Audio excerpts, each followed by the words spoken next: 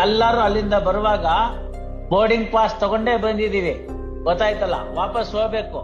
ಯಾವ ಟೈಮು ಯಾವತ್ತು ಡೇಟು ಗೊತ್ತಿಲ್ಲ. ಅದೆಲ್ಲ ಸೀಲ್ಡ್ ಕವರ್ನಲ್ಲಿ ಕೊಟ್ಬಿಟ್ಟಿದ್ದಾರೆ, ಮುಚ್ಚಿಟ್ಟಿದ್ ಕವರ್ನಲ್ಲಿ ಕೊಟ್ಬಿಟ್ಟಿದ್ದಾನೆ ಭಗವಂತ. ಬರುವಾಗ್ಲೇ ಬರ್ದ್ಬಿಟ್ಟು ಕಳಿಸ್ಬಿಟ್ಟಿದ್ದಾನೆ, ಇಂಥ ದಿನ ನೀ ಬರ್ಬೇಕು ಅಂತ. ಆ ವಿಮಾನ ಯಾವತ್ತು ನಿಧಾನ ಆಗಲ್ಲ, ಒಂದು ಕ್ಷಣ ನಿಧಾನ ಆಗೋದಿಲ್ಲ. ಬೇಕು ಅಂದಾಗ ಬೇಡ ಅಂದಾಗ ಅದು ಬರುವಂತದ್ದಲ್ಲ. ನಾ ಮುಂದೆ ಇನ್ನೊಬ್ಬ ಹಿಂದು, ಇನ್ನೊಬ್ಬ ಮುಂದೆ ನಾನು ಹಿಂದು, ಅಷ್ಟೇ ಆಗ್ಬೇಕು, ಗೊತ್ತಾಯ್ತಲ್ಲ. ಕಿಂಚ ಮುಂಚ ಆಗ್ಬೋದು ಹೊರತು ಜಾಸ್ತಿ ದಿನ ಇಲ್ಲಿ ಯಾರು ಪರ್ಮನೆಂಟ್ ಆಗಿ ಇರಕ್ಕಾಗಲ್ಲ. ಈಗ ನೀವು 3 ಜನ ಬದುಕಿದಿರಿ ಕೋವಿಡ್ ನಂತರನು, ಗೊತ್ತಾಯ್ತಲ್ಲ. ಭಗವಂತ ಬದುಕಿಸಿರೋದು ನಿಮ್ 3 ಜನನ್ನ ಚೆನ್ನಾಗಿ ಬದುಕಿ ಅಂತ. ಇಲ್ದರ್ ಕೋವಿಡ್ ಅಲ್ಲಿ ಕರ್ಕೊಂಡ್ಬಿಡೋನು. ಎಂತೆಂತ ದೊಡ್ಡ ದೊಡ್ಡ ವ್ಯಕ್ತಿಗಳೇ ಹೋಗ್ಬಿಟ್ರಲ್ಲಮ್ಮ ಕೋವಿಡ್ ನಲ್ಲಿ.